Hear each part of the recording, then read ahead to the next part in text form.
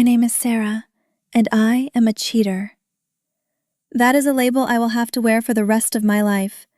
It's a scarlet letter that burns under my skin. I know what you're thinking. You hate me. You should. I hate me too. But I'm not writing this to ask for your forgiveness.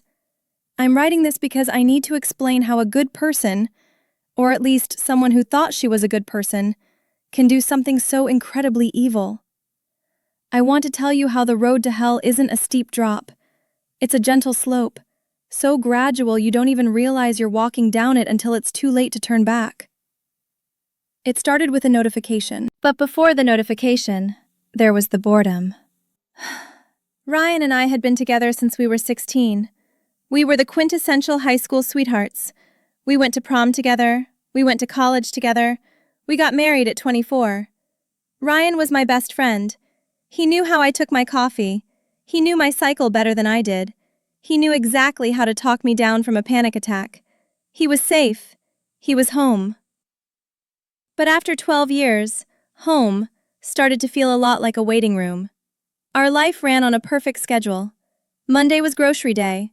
Tuesday was taco night. Friday was date night, which usually meant the same Italian restaurant and home by 10 p.m. Sunday was laundry. It was comfortable. It was stable. It was everything I thought I wanted. But in the quiet moments, when Ryan was asleep beside me, I would stare at the ceiling and feel this hollow ache in my chest. I wondered if this was it. Was this the rest of my life? Just a series of Tuesday taco nights stretching out until we died? I missed the butterflies. I missed the uncertainty. I missed the feeling of being nervous around someone. With Ryan, there were no surprises. I knew his jokes before he told them. I knew his body better than my own.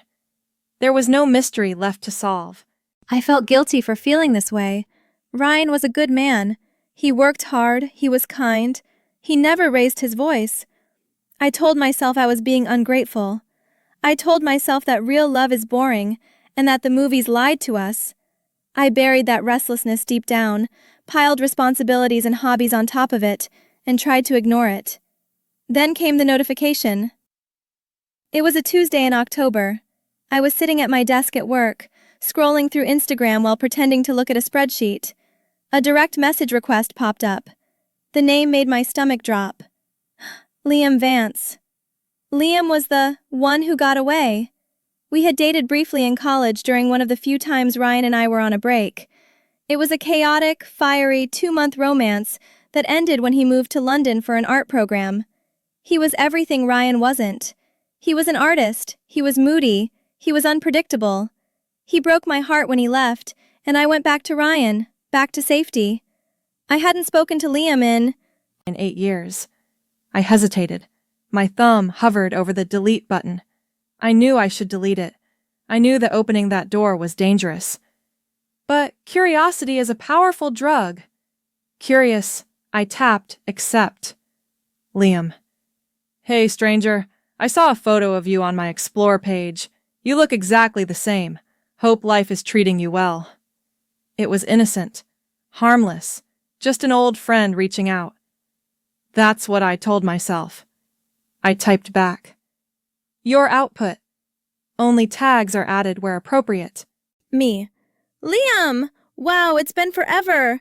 I'm doing well. Married now, living in Chicago. How is the art world? I mentioned that I was married immediately.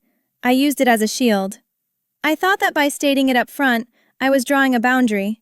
See? I'm married. This is safe. But Liam didn't back off. He asked about my job. He asked if I was still writing poetry, something Ryan hadn't asked about in years. He told me he was back in the States for a gallery opening. We started texting. At first, it was sporadic, a message every couple of days. Then it became every day. Then it became all day. The dopamine hit was instantaneous. Seeing his name on my screen gave me a rush I hadn't felt in a decade. I started guarding my phone.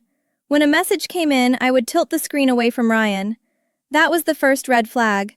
If it was innocent, why was I hiding it? The conversations shifted rapidly from catching up to deep, emotional territory. Liam asked me questions that peeled back my layers. Liam. Are you happy, Sarah? I mean, really, soul deep happy? Or are you just comfortable? That message sat on my screen for 20 minutes. It felt like he had reached through the phone and touched a raw nerve. I looked over at Ryan, who was watching football on the couch, wearing his faded college t-shirt. I loved him. I did. But soul deep happy? I didn't even know what that meant anymore. Whispers. Me. I think comfort is underrated. Happiness is fleeting. Liam, that sounds like something you say when you've given up on the fire. He was challenging me. He was seeing the parts of me that had gone dormant. He made me feel intellectual, sexy, and interesting. With Ryan, I was the wife. With Liam, I was the muse. I started living for those messages. I would wake up in the morning and check my phone before I even kissed my husband. I would sneak away to the bathroom at work just to text him. We created a little world that only the two of us lived in.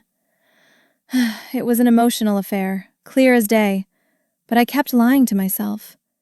I told myself we hadn't touched. We hadn't crossed the physical line. So it wasn't cheating, it was just friendship. The shifting point happened 3 weeks later. Liam texted me on a Thursday afternoon. Liam, I'm in Chicago.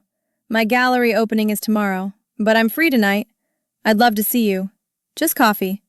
Catch up on old times. Just coffee. The two most dangerous words in the English language. I knew I shouldn't go. I knew that if I went, I was playing with fire. But the temptation was overwhelming. I wanted to see him. I wanted to see if the chemistry was still there, or if it was just digital projection. Whispers. I told Ryan I had a networking event after work. The lie slid out of my mouth so easily it terrified me. Ryan didn't even look up from his dinner. Okay, babe, have fun. Don't stay out too late. His trust felt like a slap in the face. He trusted me so completely that he didn't even suspect I was capable of betrayal. And that should have stopped me. It should have made me stay home. But instead, it made me resent him. Why wasn't he jealous? Why wasn't he fighting for me? Why was he so sure he had me locked down? I drove to the bar where Liam asked to meet. It was a dimly lit, upscale lounge in the city, far from the suburbs where Ryan and I lived.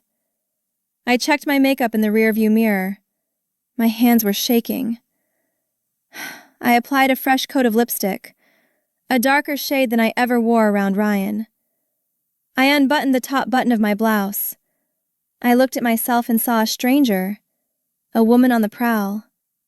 When I walked in, I saw him immediately. He was sitting in a booth in the back, nursing a whiskey. He looked older, his face a little more weathered, but he was still devastatingly handsome. He was wearing a leather jacket and looked out of place in the sleek bar, like a bit of rough edges in a smooth world. He looked up and saw me. The smile that spread across his face made my knees weak. He stood up and hugged me. It wasn't a polite, friendly hug. He held me tight, his hand pressing into the small of my back, pulling me into him. I smelled his cologne, wood smoke, and expensive tobacco. It was intoxicating. Whispers. You look incredible, he whispered in my ear. We sat down. We ordered drinks. Coffee was never mentioned. We went straight to wine. The conversation flowed effortlessly. We talked about art, about philosophy, about our regrets. He listened to me with an intensity that made me feel like I was the only person in the universe. He didn't check his phone. He didn't look around the room. His eyes were locked on mine. 2 drinks turned into 4. The space between us on the booth seat grew smaller. His knee brushed against mine under the table, and I didn't pull away. The contact sent a jolt of electricity up my leg. Do you love him? Liam asked suddenly, cutting through the small talk. I froze, swirling the wine in my glass. Liam, don't. I'm asking a serious question, Sarah. Do you love him? Or do you just love the history you have with him? I looked down at my wedding ring. It sparkled in the dim light, a symbol of a promise I was currently breaking. I love him, I said, but my voice lacked conviction. He's a good man. I didn't ask if he was a good man, Liam said softly, leaning closer. I asked if you were in love with him, because looking at you right now, you don't look like a woman who is in love. You look like a woman who is starving. Tears pricked my eyes. He was right. I was starving. I was starving for passion, for chaos, for the feeling of being alive. He reached across the table and covered my hand with his. His skin was warm and rough. I never stopped thinking about you, Sarah. Not for one day. London was great, but it was gray. You were the color. My heart was hammering against my ribs. This was it. The moment of no return. I could pull my hand away. I could call an Uber. I could go home to Ryan, to the safety, to the taco nights. Or I could stay. I didn't pull my hand away. I turned my hand over and interlaced my fingers with his. I have a room at the Palmer House, he said, his voice low and raspy. Come back with me, just to talk, no pressure. We both knew that was a lie. We weren't going back to talk. I nodded. I couldn't speak. My throat was tight with a mixture of fear and lust. The car ride to his hotel was silent. The tension was thick enough to choke on. I stand out the window at the passing city lights, thinking about Ryan. He was probably in bed by now, the dog curled up at his feet. He probably sent me a text saying, "Good night, love you." I didn't check my phone. I couldn't bear to see it. When we got to his room, the door hadn't even clicked shut before he kissed me. It wasn't a sweet, romantic kiss. It was desperate. It was hungry. He kissed me like he wanted to devour me. He pushed me up against the wall, gasps, his hands tangling in my hair. I kissed him back with equal desperation. It was like a dam breaking. All the frustration, all the boredom, all the repressed desire of the last 5 years came pouring out. My clothes felt too tight, too restrictive. His hands were everywhere. I forgot about Ryan. I forgot about my vows. I forgot about who I was supposed to be. In that moment, I was just a body, a collection of nerve endings screaming for touch. We stumbled toward the bed. The next morning was the beginning of the end. I woke up before him. The hotel room was cold. I sat up, clutching the sheets to my chest, and looked around. Liam's clothes were scattered on the floor. My dress was draped over a chair. The reality hit me like a physical blow. I had done it. I was a cheater. Panic set in. I scrambled out of bed, gathering my things as quietly as possible. I needed to get out. I needed to go home and scrub my skin until it was raw. I needed to pretend this never happened. But as I was putting on my shoes, Liam stirred. He sat up, rubbing his eyes, and looked at me with a sleepy smile. "Leaving so soon?" he asked. "I have to go," I said, my voice shaking. I have to go." He got up and walked over to me, naked and unashamed. He put his hands on my shoulders. "Sarah, stop! Don't do the panic thing. Last night it was incredible. You can't tell me you didn't feel that." "I'm married, Liam," I snapped, pulling away. "This was a mistake." "Was it?" he challenged. "Or was it the first real thing you've done in years?" I didn't answer him. I grabbed my purse and ran out of the room. The drive home was a blur of tears and nausea. I rehearsed my lies. I stayed at a friend's house. I drank too much and didn't want to drive. My phone died. When I pulled into my driveway, the house looked different. It looked like a movie set. It didn't look like my home anymore. I walked inside. Ryan was in the kitchen making coffee. He turned and smiled when he saw me. "Hey, you're up early. Or did you not come home?" He looked concerned, not suspicious. "I was getting worried. You didn't text." "I'm sorry," I said, and the lie tasted like ash in my mouth. "I crashed at Jessica's. We had too much wine. I passed out on her couch." Oh, good, he said, relaxing. I'm glad you didn't drive. Coffee? He poured me a cup. He kissed my forehead. He didn't smell the other man on me. He didn't see the guilt written all over my face. He just loved me. And that was the moment I knew I was going to do it again. Because the guilt was terrible. Yes. But the high? The memory of Liam's hands on me. It was addictive. I was a drug addict who had just taken her first hit, and looking at my sweet, boring husband, I knew I wasn't strong enough to stay sober. I started seeing Liam twice a week,